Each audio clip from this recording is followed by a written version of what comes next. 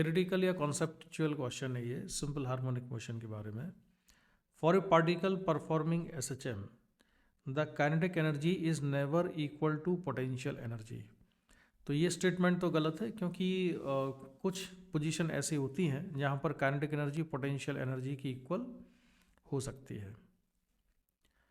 The kinetic energy is always equal to potential energy, obviously ये statement गलत है, क्योंकि काइनेटिक एनर्जी हमेशा पोटेंशियल एनर्जी के इक्वल ही बनी रहे, ऐसा जरूरी नहीं है।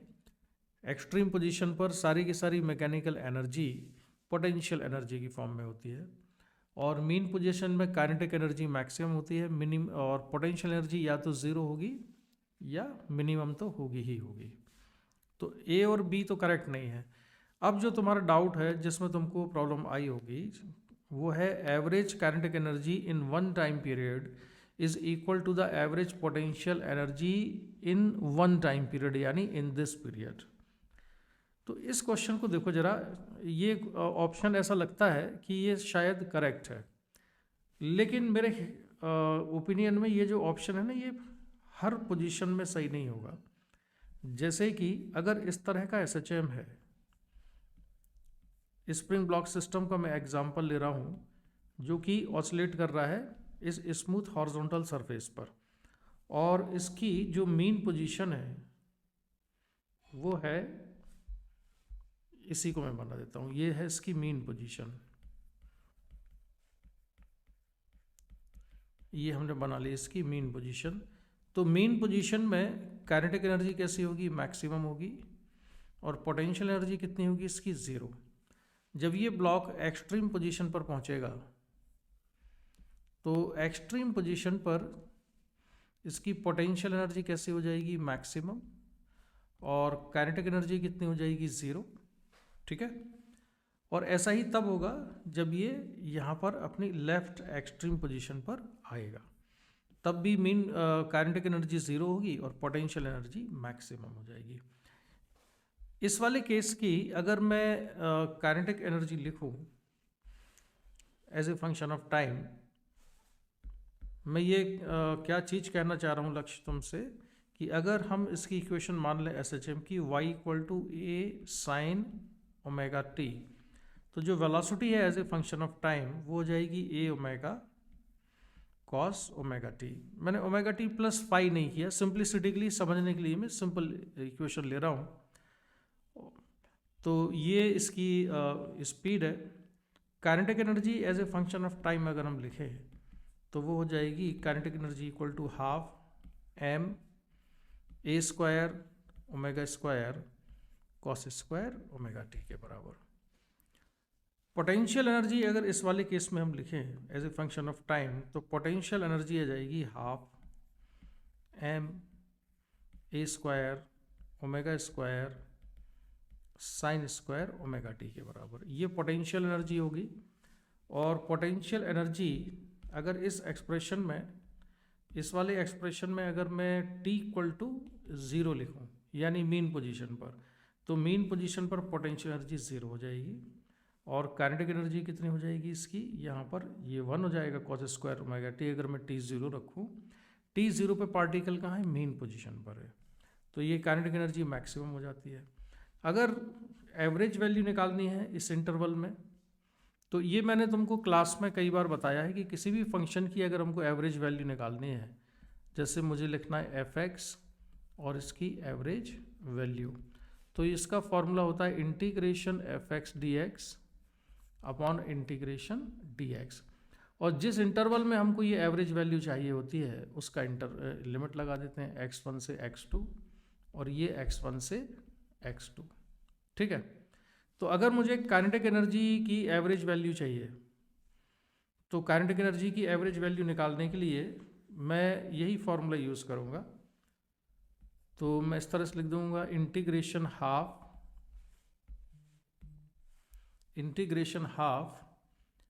M a square omega square cos square omega t upon integration dt। और ये टाइम इंटरवल कितना लेंगे हम? 0 से t, ये भी 0 से t। अब मैं इसके इंटीग्रेशन में नहीं जा रहा हूँ, इसका अगर आप इंटीग्रेशन करोगे 0 से t के बीच में, कौन सा t, ये वाला, तो इसकी एवरेज वैल्यू आएगी 1/2। तो इसकी जो एवरेज वैल्यू आई काइनेटिक एनर्जी की इसमें, उसको हम लिख सकते हैं, ये हो जाएगा 1/4 ma² omega square. This is the average value of kinetic energy in one time period. याद रहे, ये एक टाइम पीरियड में काइनेटिक एनर्जी की एवरेज वैल्यू है। इसी तरह से अगर मुझे पोटेंशियल एनर्जी की एवरेज वैल्यू निकालनी है, U एवरेज और एक टाइम इंटरवल में, तो 1/2 ma² ओमेगा स्क्वायर, ये कॉमन आ जाएगा, इसको लिखा मैंने sin² omega t upon integration dt 0 से t 0 से t। ठीक है, और इसको अगर मैं इंटीग्रेट करता हूँ अब 0 से t के बीच में, तो इसमें भी वही होगा, sin² ओमेगा t की भी इस 0 से t में कंप्लीट टाइम पीरियड में एवरेज वैल्यू आती है 1/2 के बराबर। तो फाइनली इसको अगर हम सिंप्लीफाई करें, तो सिंप्लीफाई करने के बाद हमको U एवरेज मिलेगा, U average equal to 1/4 ma² omega square.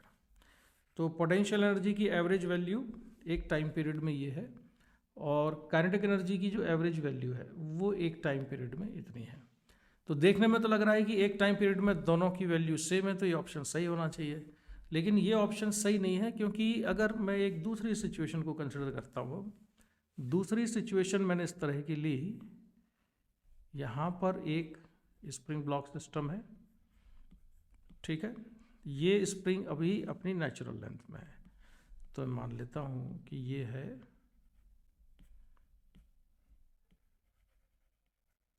Natural length spring की।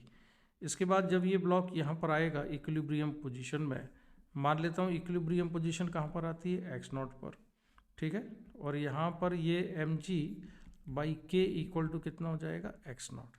इसके बाद ब्लॉक यहाँ रुकेगा नहीं और आगे चला जाता है, मान लेते हैं, और ये कुछ आगे चला गया, कितने डिस्टेंस आगे चला गया, ये मान लो a, तो ये a ही क्या बनेगा, इसका एम्पलीट्यूड बन जाएगा, और जब ये a इसका एम्पलीट्यूड बन गया, तो यहाँ से ब्लॉक वापस मेन पोजीशन में पहुँचेगा, फिर ये ऊपर जाएगा, कितना डिस्टेंस ऊपर जाना चाहिए इसको, a के बराबर, ठीक है। ये हमने क्या किया, मेन पोजीशन से इसको a डिस्टेंस पुल करके छोड़ दिया, तो मेन पोजीशन से किसी पार्टिकल को हम जितना पुल करके या जितना कंप्रेस करके छोड़ते हैं, वही उसका एम्पलीट्यूड बन जाता है, तो ये एम्पलीट्यूड हो गया। इस केस में काइनेटिक एनर्जी का जो फंक्शन होगा, वो काइनेटिक एनर्जी वो तो पहले ही जैसे रहेगी, लेकिन पोटेंशियल एनर्जी में एक डिफरेंस है, ये इसकी मेन पोजीशन है, ये कौन सी पोजीशन है, मेन पोजीशन, और मेन पोजीशन में पोटेंशियल एनर्जी जीरो नहीं है, स्प्रिंग ऑलरेडी एलोंगेटेड है, यहाँ पर स्प्रिंग ऑलरेडी एलोंगेटेड है, तो यहाँ पर इसकी जो पोटेंशियल एनर्जी है U0 लिख लेता हूँ मैं, वो होगी 12 k x0², ठीक है। तो किसी आर्बिट्रेरी टाइम पर अगर हम इसकी पोटेंशियल एनर्जी लिखें,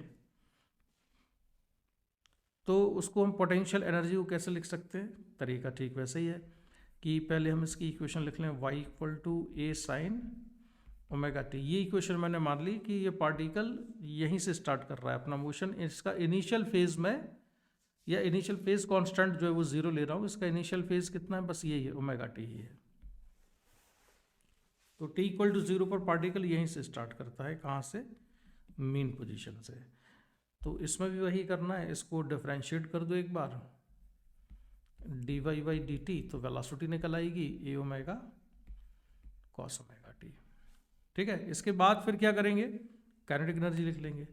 तो काइनेटिक एनर्जी इस वाले केस में भी वही आ जाएगी जो पहले आई थी, 12 ma² omega square cos² omega t, और इसकी जो एवरेज वैल्यू होगी एक टाइम पीरियड में, वो 1/4 ma² ओमेगा स्क्वायर होगी इन वन टाइम पीरियड, ठीक है। लेकिन पोटेंशियल एनर्जी के केस में ये सारा का सारा जो चीज़ है, ये बदल जाती है, क्योंकि पोटेंशियल एनर्जी हमको ऐसे लिखनी होगी, किसी आर्बिट्ररी इंस्टेंट पे पोटेंशियल एनर्जी आएगी U equal to U not plus half m omega square a square sine square omega t. इस तरह का एक्सप्रेशन बनेगा पोटेंशियल एनर्जी के लिए। तो इसमें अगर मैं t इक्वल टू 0 लिखता हूँ तो ये टर्म तो 0 हो जाएगी, यानी t इक्वल टू 0 पे पार्टिकल कहाँ पर था, मीन पोजीशन में था। तो मीन पोजीशन में ये टर्म कितनी हो गई, 0 हो गई। लेकिन तब भी पोटेंशियल एनर्जी उसकी 0 नहीं है, पोटेंशियल एनर्जी उसमें बची हुई है U नॉट के बराबर।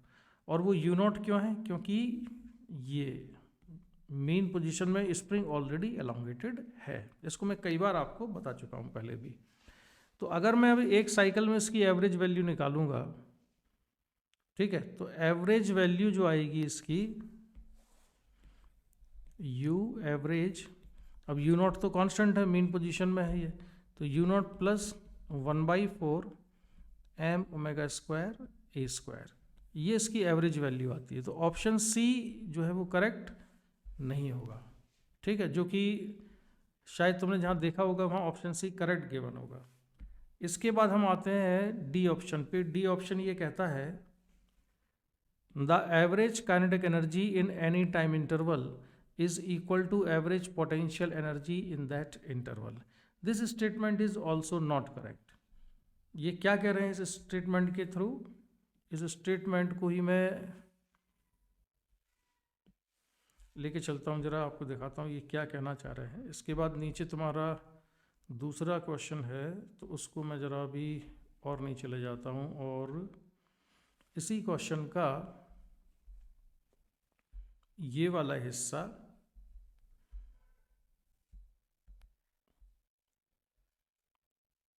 जो डी ऑप्शन है इसके बारे में हम देखते हैं कि कितना सही है। The average kinetic energy in any time interval, तो इसमें आप ये देखो स्प्रिंग ब्लॉक सिस्टम के ही केस में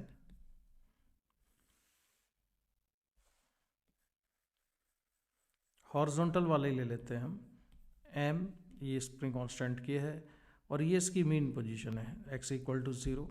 अब मैं मान लेता हूँ कि x इक्वल टू 0 से ये ब्लॉक आया है किसी इंस्टेंट पर, कितना टाइम लगा इसको, ये था t इक्वल टू 0 की पोजीशन, और मैंने मान लिया ये है t इक्वल टू t/12 की पोजीशन, ठीक है। तो इस वाले इंटरवल में अगर मुझे एवरेज काइनेटिक एनर्जी निकालनी हुई तो काइनेटिक एनर्जी फंक्शन हमको ऑलरेडी मालूम है कैसे बनाया था मैंने, into dt upon integration dt, और इसको इंटीग्रेट करोगे तो इसकी जो एवरेज वैल्यू आएगी कहाँ से कहाँ तक, मैंने 0 से t/12, 0 से t/12 is not equal to 0 से t/12 में अगर मैं पोटेंशियल एनर्जी ले लूँ इसकी और उसकी एवरेज वैल्यू निकालूँ 0 से t/12 में, तो ये काइनेटिक एनर्जी और पोटेंशियल एनर्जी का जो एवरेज है 0 से t/12 में इक्वल नहीं आएगा। ये इंटीग्रेट करके आप खुद देख सकते हो। तो ऑप्शन डी भी करेक्ट नहीं है, ठीक है। तो मेरे ओपिनियन में तो भाई ऐसा है कि ये जो क्वेश्चन है ना, इसका ऑप्शन ए तो गलत है ही, बी भी गलत है, सी भी गलत है और डी भी गलत है, ठीक है। सी सही होता अगर वो केवल ये वाली पोजीशन में पूछ रहे होते, लेकिन वर्टिकल ऑसिलेशन जब होता है तो कई ऐसे केस होंगे पोटेंशियल एनर्जी में आयुष जिसमें कि मीन पोजीशन में पोटेंशियल एनर्जी 0 नहीं होगी, ठीक है। ये तो मैंने केवल एक ही एग्जांपल लिया है। तो जहाँ पर भी मीन पोजीशन में पोटेंशियल एनर्जी 0 नहीं है, वहाँ पर पोटेंशियल एनर्जी का जो एक्सप्रेशन है ना वो इस तरह से लिखना पड़ेगा, U equal to U not plus half m omega square a square sine square omega t। तो इसमें पोटेंशियल एनर्जी का एवरेज एक पूरे टाइम इंटरवल में काइनेटिक एनर्जी के एवरेज के बराबर नहीं आ पाएगा अगर दोनों का एवरेज हमने कंप्लीट एक टाइम पीरियड में निकाला है। तो मेरे ओपिनियन में ये चारों ही ऑप्शन गलत है। अब आ जाते हैं तुम्हारा जो नेक्स्ट क्वेश्चन था आयुष, वो था ये वाला। ये क्वेश्चन क्या कहता है, acceleration a versus time t graph of a body in SHM is given by the curve shown below. तो बेसिकली ये है ग्राफ, लिखा तो बिलो है लेकिन ग्राफ इसका दिया है साइड में है। T is the time period, then corresponding graph between kinetic energy के E and time T is correctly represented by. तो उसको देखना बहुत ही आसान है, बस तुमको अपनी काइनेमेटिक्स की पुरानी चीज़ों को याद करना होगा। ये है ग्राफ में जो गिवन है, ये क्या चीज़ है, एक्सेलरेशन है और ये टाइम है, ठीक है। अच्छा, ये t इक्वल टू 0 पे पार्टिकल कहाँ है, ये कौन सा टाइम है इसका, ये टाइम है इसका t इक्वल टू 0 वाला। तो t इक्वल टू 0 पर एक्सेलरेशन कैसा है, मैक्सिमम है और नेगेटिव है, यानी कि ये एक्सट्रीम पोजीशन है, ये एक्सट्रीम पोजीशन पर पार्टिकल है इस समय। इसके बाद एक्सेलरेशन धीरे धीरे कैसा होता जा रहा है, उसका मैग्नीट्यूड कम होता जा रहा है, ये मैग्नीट्यूड कम होता जा रहा है और यहाँ पर एक्सेलरेशन 0 हो जाता है। एक्सेलरेशन कहाँ 0 होता है एसएचएम में, मीन पोजीशन पर। तो ये मीन पोजीशन है इसकी, और यहाँ पर वेलोसिटी या स्पीड कैसे होगी, मैक्सिमम होगी, इसलिए काइनेटिक एनर्जी भी मैक्सिमम होगी यहाँ पर, इस पोजीशन में काइनेटिक एनर्जी मैक्सिमम है। तो हमको ग्राफ कौन सा लेना है, देखो ये कौन सी पोजीशन है, एक्सट्रीम पोजीशन है, क्योंकि एक्सेलरेशन यहाँ पर मैक्सिमम है, और जहाँ एक्सेलरेशन मैक्सिमम होता है एक्सट्रीम पोजीशन पर, वहाँ वेलोसिटी 0 होती है, काइनेटिक एनर्जी 0 होती है। तो इसलिए ये जो दो ग्राफ हैं ये वाले, ये तो एलिमिनेट हो गए, क्योंकि t इक्वल टू 0 पर काइनेटिक एनर्जी इन दोनों में 0 नहीं है। तो इसको तो सबसे पहले हम कर देते हैं कि एक तो ये गलत है, एक ये गलत है, अब बचे दो। इसमें भी काइनेटिक एनर्जी कितनी है, 0 है, काइनेटिक एनर्जी 0 है, इसमें भी 0 है। इसके बाद इसमें काइनेटिक एनर्जी का मैग्नीट्यूड लगातार बढ़ता जाता है और ये पीक पे पहुंच गया। इसमें काइनेटिक एनर्जी का मैग्नीट्यूड बढ़ता गया, पीक पे पहुंच गया। इसके बाद ये फिर नीचे आई, काइनेटिक एनर्जी 0 हुई, फिर मैक्सिमम हुई और फिर 0 हुई, एक पूरे टाइम पीरियड में। यानी कि 0 से लेकर t तक का जो टाइम पीरियड है, इसमें काइनेटिक एनर्जी 2 बार 0 होती है, ठीक है, एक तो ये और एक ये। जबकि ये वाला जो केस है, इसमें काइनेटिक एनर्जी 0 हो रही है केवल एक ही बार। तो हम देखते हैं कि जो ग्राफ गिवन है इसमें क्या होता है। इसमें देखो यहाँ पर काइनेटिक एनर्जी कैसी है, 0 है, क्योंकि एक्सेलरेशन का मैग्नीट्यूड मैक्सिमम है। यहाँ काइनेटिक एनर्जी मैक्सिमम होगी क्योंकि यहाँ पर एक्सेलरेशन 0 हो गया है, तो ये मीन पोजीशन है। इसके बाद जो ग्राफ है उसमें एक्सेलरेशन बढ़ता जा रहा है, बढ़ता जा रहा है, यानी कि पार्टिकल अब मीन पोजीशन क्रॉस करके एक्सट्रीम पोजीशन पे पहुँच गया है। तो जब पार्टिकल यहाँ पहुँचेगा तो एक्सेलरेशन अपोजिट डायरेक्शन, एक्सेलरेशन का मैग्नीट्यूड फिर मैक्सिमम हो गया। तो ये कौन सी पोजीशन हो जाएगी यहाँ पर, ये हो जाएगी एक्सट्रीम पोजीशन, ठीक है। और ये कौन सी पोजीशन थी, ये भी एक्सट्रीम पोजीशन थी, ठीक है। तो 0 और फिर यहाँ पर, ठीक है, ये एक्सट्रीम। अच्छा, अभी हमने कितना, ये आधा टाइम पीरियड हुआ है अभी केवल। इसके बाद फिर क्या होता है कि एक्सेलरेशन फिर डिक्रीज होना शुरू हुआ और यहाँ पर आके एक्सेलरेशन की वैल्यू कितनी हो गई है, यहाँ 0, यानी कि ये फिर कौन सी पोजीशन आ गई, ये मीन पोजीशन आ गई है। और काइनेटिक एनर्जी कैसी होगी मीन पोजीशन में, मैक्सिमम। ये भी एक मीन पोजीशन थी, मैं लिख ही देता हूँ यहाँ पर, ये है मीन पोजीशन। यहाँ पर जो k है काइनेटिक एनर्जी, ये मैक्सिमम है। यहाँ पर भी जो काइनेटिक एनर्जी है ये कैसी होगी, मैक्सिमम होगी। यहाँ पर काइनेटिक एनर्जी कितनी है, 0 है। ये काइनेटिक एनर्जी कितनी है यहाँ पर, ये एक्सट्रीम पोजीशन थी, तो काइनेटिक एनर्जी 0 है। इसके बाद पार्टिकल फिर जो ग्राफ है आगे बढ़ता है टाइम के साथ, तो एक्सेलरेशन का मैग्नीट्यूड बढ़ता जा रहा है, बढ़ते बढ़ते यहाँ पर फिर कैसा हो गया, मैक्सिमम हो गया है, ठीक है। तो इसको हम लिखेंगे यहाँ, कौन सी पोजीशन है ये फिर एक्सट्रीम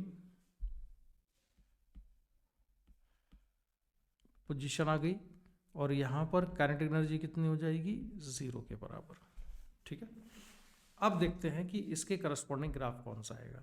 तो देखो इसमें एक जो टाइम है 0 से लेके और t तक का, उतने टाइम में काइनेटिक एनर्जी ने मैक्सिमम वैल्यू यहाँ पर अटेंड की है 2 बार, और ये एक एक्सट्रीम पोजीशन, ये एक एक्सट्रीम पोजीशन, ये तो ये काइनेटिक एनर्जी कितनी हो जाती है, 0 हो जाती है, और स्टार्ट भी 0 से ही होती है।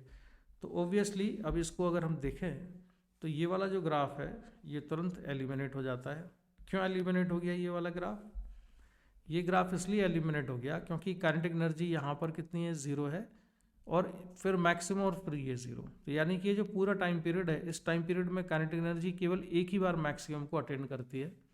जबकि जो ग्राफ गिवन है उसको हम देखें तो काइनेटिक एनर्जी एक बार यहाँ मैक्सिमम होगी, यहाँ मैक्सिमम होगी, और एक बार काइनेटिक एनर्जी यहाँ मैक्सिमम हो जाएगी, और एक्सट्रीम पोजीशन पर पहुंचेगा ये पार्टिकल एक बार यहाँ, एक बार यहाँ। तो यहाँ काइनेटिक एनर्जी कितनी होगी? 0 होगी। तो ऑब्वियसली ये बचा हुआ कौन सा ऑप्शन सही होगा? ऑप्शन ए सही होगा। काइनेटिक एनर्जी यहाँ से बढ़ते बढ़ते कैसे हुई? मैक्सिमम।